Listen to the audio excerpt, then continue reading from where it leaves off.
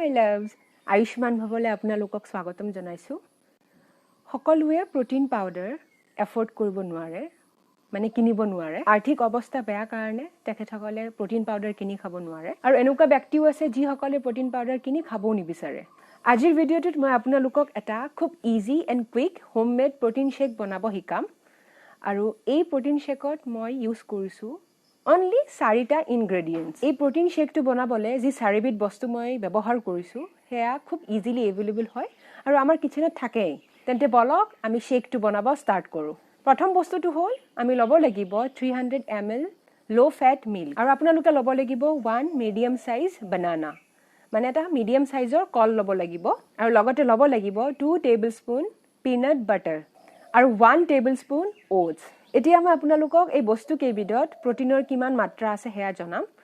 300 ml low fat milkত থাকে 11 gram protein, 1 medium size bananaত থাকে 1 gram protein, 2 tablespoon peanut butterত থাকে almost 8 gram protein আৰু 1 tablespoon oatsত থাকে approximately 1.52 gram protein। এতিয়া আমি এই গুটেকেটা ingredient mixer grinderত লম আৰু grind কৰিম আৰু easy quick homemade protein shake ready হৈ গল। হে আপোনালোকে খাওক।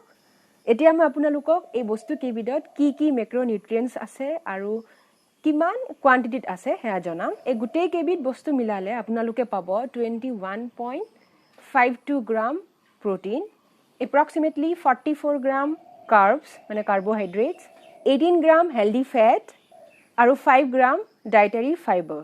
আপোনালোকে দেখিলে এটো খুব সিম্পল ৰেচিপি হয়।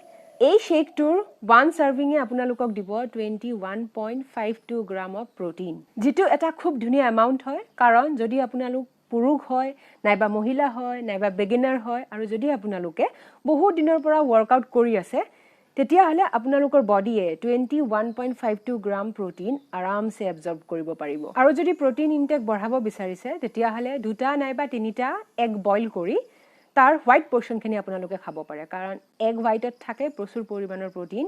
আৰু যদি আপোনালোক ল্যাকটোজ ইনটলাৰেন্ট হয় মানে গাখীৰে আপোনালোকক সুট নকৰে, মানে গাখীৰ খোৱাৰ পিছত ব্লটিং হয়, গ্যাস হয়, পেটৰ বিষ হয়, ডায়ৰিয়া হয়, তেতিয়া হলে আপোনালোকে গাখীৰৰ হলনি আলমন্ড মিল্ক নাইবা সয় মিল্ক ইউজ কৰিব পাৰে। মই যি পিনাট বাটাৰ ইউজ কৰো হেয়া হোমমেড পিনাট বাটাৰ হয় আৰু কেনেকে ঘৰতে আপোনালোকে পিনাট বাটাৰ বনাব পাৰে তাৰ ভিডিও মই অলৰেডি চেনেলত আপলোড কৰিছো, তাৰ লিংকটো মই শেয়াৰ কৰি দিম, আপোনালোকে চাই লব।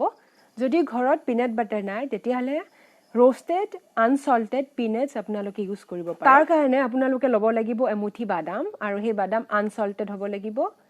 তাৰ পিছত আপোনালোকে এখন তাৱা লৈ তাত সেই বাদাম কিটা হেকি লব।